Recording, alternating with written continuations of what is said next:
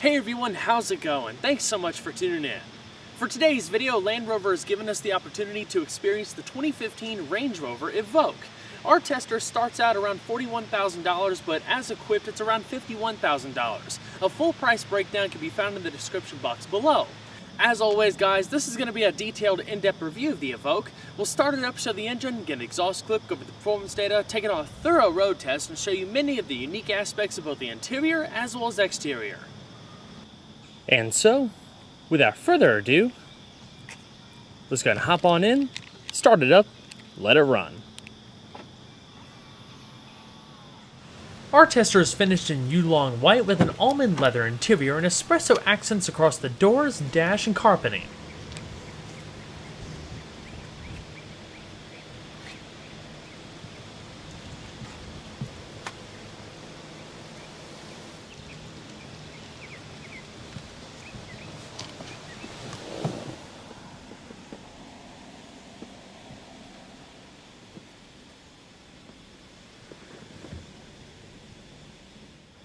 To start, make sure you have the key fob within the interior, put your foot on the brake, then hit the dash mounted button to go.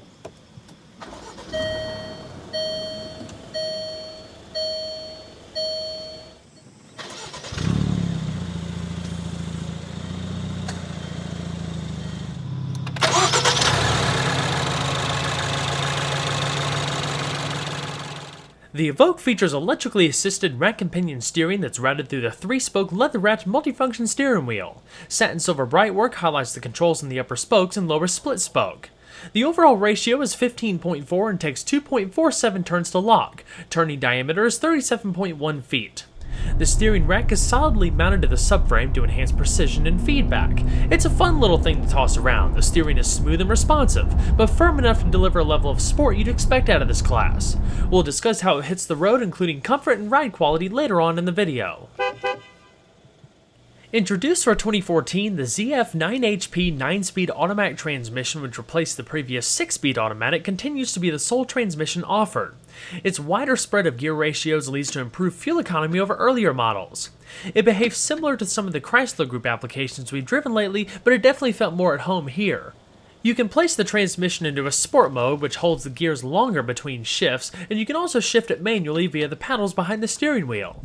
The shifts are very smooth. I haven't driven the old 6-speed, so it's hard to comment on the differences, but I saw no issues with performance after a week of driving. And like we'll talk about later in the video, overall the vehicle feels very sprightly around town.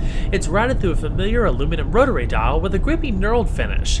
It automatically rises out of the center console when you start it up and tucks back away after you shut it off, similar to the Range Rover flagship and other Jaguar products.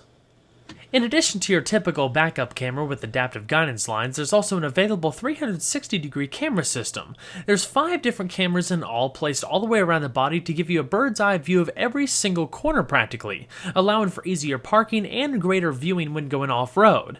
There's some special views and stuff, and you can customize it to different views depending on what you're doing with it.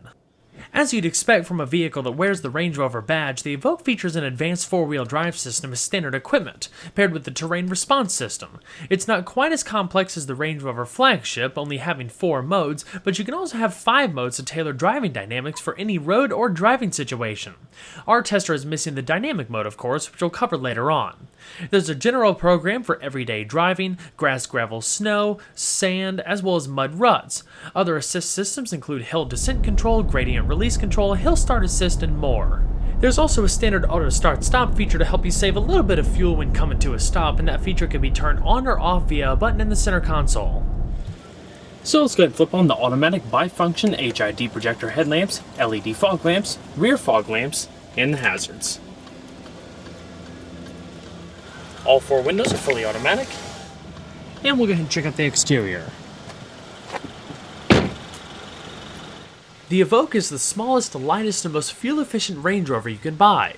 First introduced back in 2012, the Evoque is available in 2 body styles, a 5-door and a 3-door coupe. They measure the same length and width, but the 5-door has a 1.18-inch higher rear roofline. The 5-door starts around $41,400, while the coupe starts around $46,600. Land Rover is also launching a convertible version for 2017, which I really look forward to checking out. Our tester can be had in 5 trim levels: Pure, Pure Plus, Pure Premium, Prestige, and Dynamic. However, there's just 3 trim levels for the coupe: Pure Plus, Pure Premium, and Dynamic. The 2016 model, which is already on sale, features a number of updates inside and out, including performance, styling, and quality. The trim levels have also been renamed more along the lines of its larger brethren. I'll save those details for a future review hopefully, but it's worth checking out the Land Rover website to compare and contrast. The biggest changes for our tester was back in 2014 with the adoption of a new 9-speed automatic transmission with an active 4-wheel drive system and torque vectoring. We'll discuss this more later in the video. There's also a host of new driver assist features such as adaptive cruise control, forward collision alert, intelligent emergency braking, and more. Looking at the vehicle as a whole, it's easy to see that the Evoque builds upon numerous classic Range Rover styling cues, repackaged into a sportier, more compact layout. It really is a cool silhouette in person and distinctively Land Rover. There's a lot of curves, creases, and horizontal elements thrown in. The clamshell hood, floating roof, and wide stance should be instantly familiar and are even more exaggerated in the Evoque. For example, I really like the flared wheel arches, which give it a muscular stance. The front arches intersect with the hood and meet up at the fender vents. They also provide the starting point for a major styling line that extends down the body underneath the door handles and into the LED accented tail lamps. The dark lower cladding gives it a rugged demeanor, contrasted by light silver portions. The little raised accents in the center portions of the wheel arches is another cool touch. As seen on this example, xenon headlamps are available with Range Rover's signature LED accents, complemented by LED fog lamps. The sides further add to the dynamic profile with a rising belt line and broad shoulders that narrow the gap between the tapered roof line. A laminated glass panoramic roof is standard on all models but the entry-level Pure 5-door, and it's finished off with a roof-mounted spoiler. Down in the very bottom you have twin polished exhaust outlets. Sculpted corners visually reduce the front and rear overhangs and help create approach, breakover, and departure angles of 25, 22, and 33 degrees respectively. The Evoque Dynamic adds more aggressive body sides and fascias, which lessen the approach and departure angles a bit, trading some off-road ability and clearance for added style. Ground clearance is around 8.3 inches, while maximum water wading depth is 19.7 inches. Unlike the larger Range Rovers, the Evoque primarily uses steel, but features a number of lightweight materials here and there. For example, the unitized body structure uses more than 18% boron steel and high-strength steels in key load-bearing areas such as the A and B pillars, not to mention the side sills to resist deformation in the event of an accident and improve occupant safety. Polymer and composite materials make up the front fenders and tailgate. Aluminum makes up the hood and roof panels. Magnesium is used for the cross-car beam or instrument panel structure, and the front lower control arms and front and rear suspension knuckles also use aluminum. The Evoque may not be for everyone, but it's definitely worth a look if you're shopping for a compact luxury SUV. You might even want to consider the new Land Rover Discovery Sport if you want to stay within the family, which should offer a bit more practicality. The Evoque boasts a high-quality design and great attention to detail with premium features. It's also quite customizable, whether it be the distinct trim levels, colors, wheels, or technology. It's a funky little thing with a cool personality that combines a lot of flexibility through its 4-wheel drive system and sprightly performance for a daily driver. The Evoque comes standard with 19 by 8-inch aluminum alloy wheels, while 20-inch options are also available. These silver-painted 6-spoke units are wrapped in 235/55 all-season tires, able to hold around 0.83 g of lateral acceleration. Bringing the compact SUV to a stop from 60 miles an hour takes less than 120 feet thanks to a 4-wheel internally ventilated disc braking system with single-piston sliding calipers, 11.8-inch discs in front and 11.9-inch discs in the rear. The suspension consists of independent McPherson struts at each corner with added lateral and longitudinal links at the rear. While not equipped on our tester, the Evoque is also offered with magnetic ride control, which uses magnetorological damping fluid and a computer-controlled magnetic field inside the damper to vary between a more comfort-oriented ride to a firmer ride at the driver's discretion. If equipped, it'll be routed through the dynamic mode via the terrain response system we touched on earlier. The fixed damping setup here delivers a firm and compliant ride, erring on the sporty side over luxury. This isn't something I imagine people would be pushing to the limit, but even during spirited driving it handles pretty well considering its higher ride height. Over rough road you do feel imperfections, but they're controlled and don't disturb the interior's otherwise quiet nature. A cool trick with the active driveline is that the Evoque is able to decouple 4-wheel drive when cruising at speeds above 22 miles an hour when 4-wheel drive isn't needed. This reduces driveline lag and improves efficiency. When 4-wheel drive is needed though, it re-engages in as little as 300 milliseconds. It also features an electronic limited slip rear differential to distribute torque to whichever rear wheel has the most grip for enhanced stability and traction. Overall length is 171.5 inches with a width of 78.1 inches and a height of 64.4 inches. Wheelbase is 104.8 inches while curb weight starts at around 3,680 pounds. The Evoque is powered by a turbocharged 2-liter inline 4-cylinder, more or less the same motor used in upper trim levels of the Ford Escape. The all-aluminum engine features dual overhead cams, 4 valves per cylinder, dual variable valve timing, and direct fuel injection. The compression ratio is 10:1 with a 6,850 RPM red line. It develops 240 horsepower at 5,500 RPM and 250 pound-feet of torque at 1,750 RPM. This translates to a 0 to 60 time of 7.1 seconds and a top speed of 135 miles an hour. The power ratings seem pretty good for this class and even eclipse some of the competition. When extra throttle is applied, boost comes on strong. It takes some practice to balance throttle input with the level of boost being applied, but around town it feels very quick, while highway pickup is also impressive and never feels down on power. Like we talked about earlier, the ZF 9-speed automatic, also used in various Chrysler Group products, does lead to better fuel economy and perhaps even better towing and off-road performance with the lower first gear. I haven't driven the previous 6-speed, so I can't comment on acceleration differences, but the Evoque is without a doubt the best application of this 9-speed that I've driven lately. As far as fuel economy, the Evoque is rated between 21 miles to a gallon in the city and 30 on the highway, averaging in the neighborhood of 24 miles to a gallon. Premium fuel is required and is held within an 18.5 gallon tank. One of the nicest things about this baby Range Rover is the interior, which is clearly inspired from its larger brethren, from its signature command driving position to the horizontal dash, flowing center console, excellent build quality, and a generous list of standard and available features. The majority of interior surfaces are wrapped in some form of soft material, whether it's soft-touch plastics or synthetic leathers. Our tester is also more or less a mid-range model. You can opt for more genuine materials such as soft leather across the doors, dash, and other key areas in the upper trim levels. In addition to your choice of materials, there's also a wide variety of interior color options from two-tone themes like you have here, color accent stitching, and so much more. All of your power accessories are located on the driver's door, including power folding mirrors, and there's a pretty decent amount of storage in the lower door panels. The seats are fully powered for both the driver and passenger and feature two-way power lumbar. The seats are definitely quite sporty. They're also pretty comfortable. There's good lateral support across the back, a modest amount in the bottom cushion. It's easy to get comfortable and you have 3-person memory on the driver's door. With the command driving position, you really do have excellent visibility all the way around. There's a lot of glass, even though you have smaller windows towards the back like behind the C-pillars. There's an available 360-degree camera system like we talked about earlier, in addition to the various parking sensors. So no matter where I drove this, I never had a hard time piloting it. Heated seats were not equipped in our tester, but I believe they are available.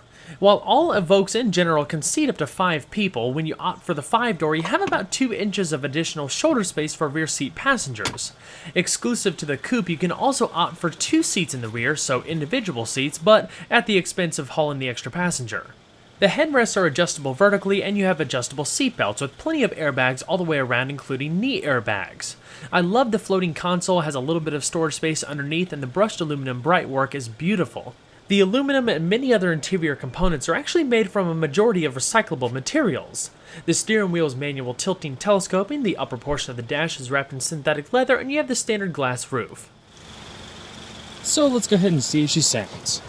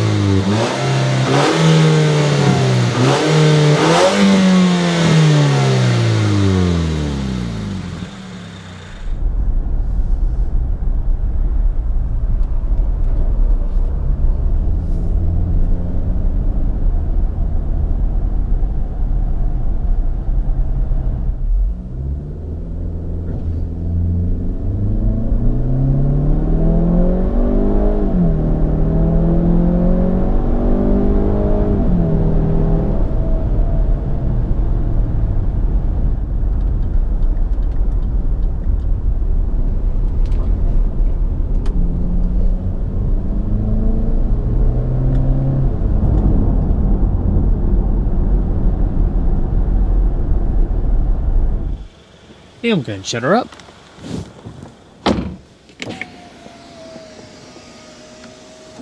An 11-speaker 380-watt Meridian audio system is standard, but equipped on our tester and part of the Pure Premium package is a 17-speaker 825-watt Meridian surround sound system that sounds fantastic. This one also features available SiriusXM satellite radio and HD radio, along with standard AM/FM, a CD player, and hands-free Bluetooth connectivity for both telephone and audio.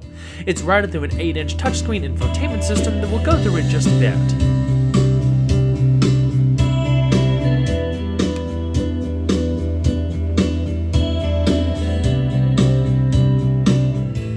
All of the pillars are padded, of course, side curtain airbags, and padded visors. You have a little card holder off to the right and illuminated vanity mirrors. In the middle is an auto-dimming view mirror with 3-position garage home link, your hands-free Bluetooth microphones located at either side, and touch-sensitive LED interior illumination, from the main lighting to the reading lamps on the outer portions. Otherwise, the top stack houses a padded sunglass container and the controls for the fully automatic power sunshade.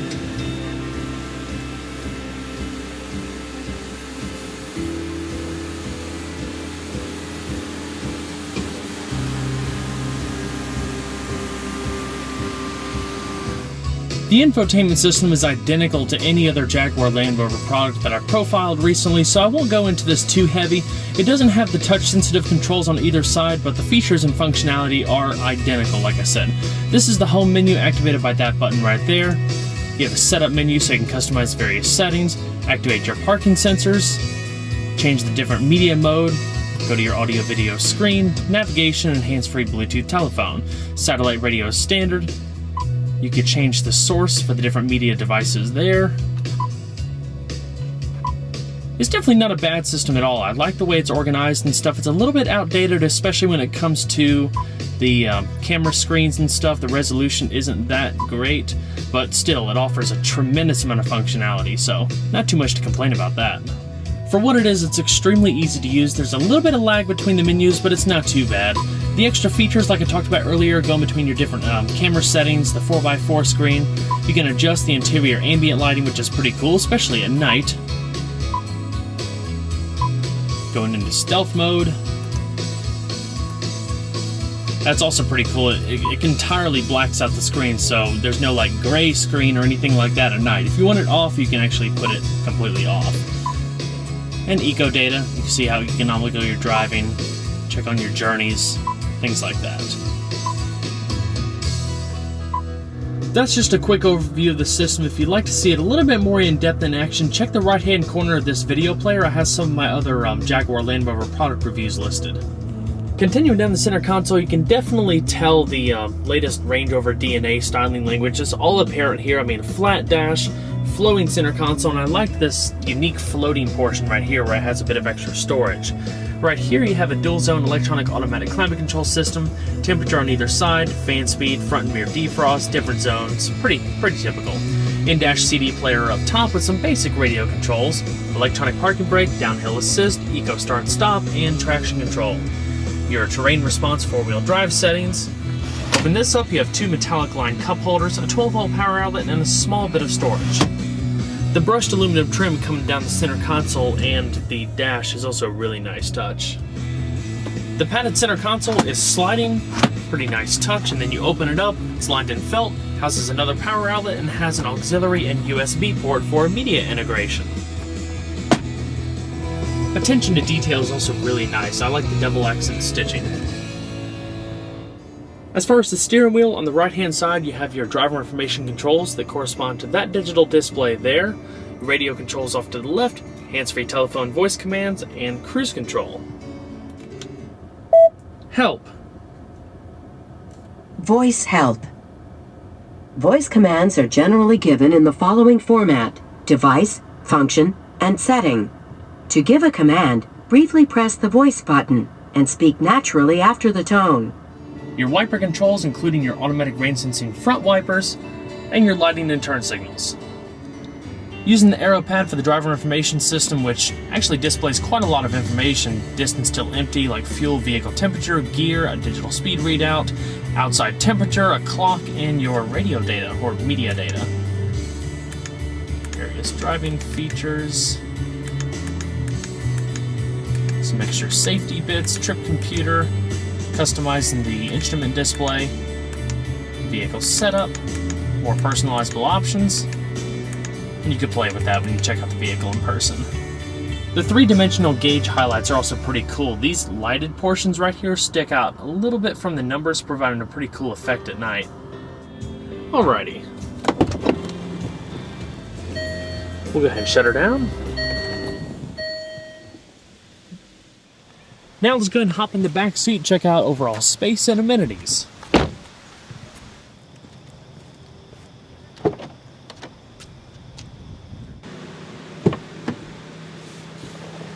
So the back seat is a lot roomier and nicer than I initially thought it would be. I mean, I've checked out all of the larger Range Rovers. I mean, the Range Rover Sport and the full-size Range Rover, and this thing is really tiny compared to those.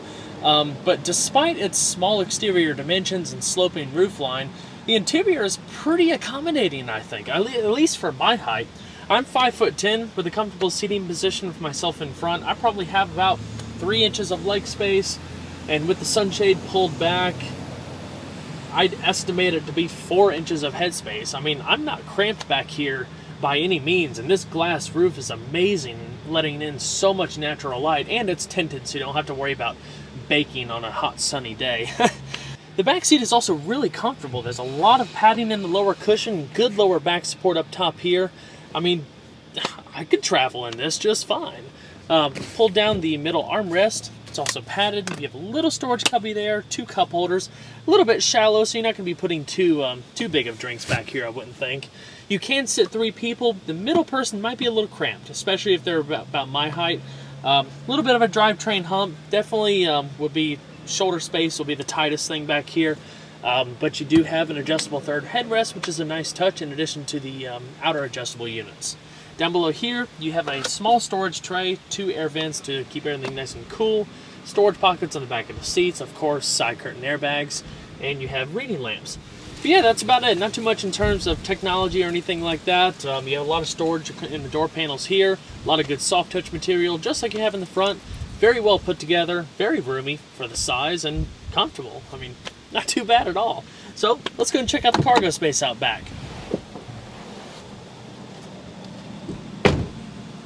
Our tester features the available power liftgate. Inside you'll find plenty of soft carpeting with durable and adjustable cargo tie-downs and aluminum detailing. You can remove the privacy cover for greater storage. With the rear seats upright, there's 20.3 cubic feet of cargo space, a little bit less for the coupe.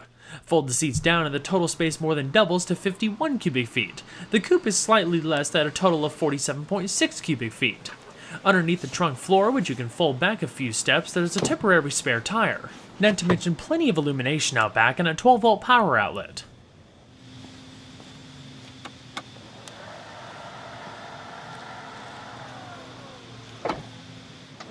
Well everyone, I hope you enjoyed the in-depth look at the 2015 Range Rover Evoque. Be sure to stay tuned next time, there's a lot more where that came from. Take care everybody.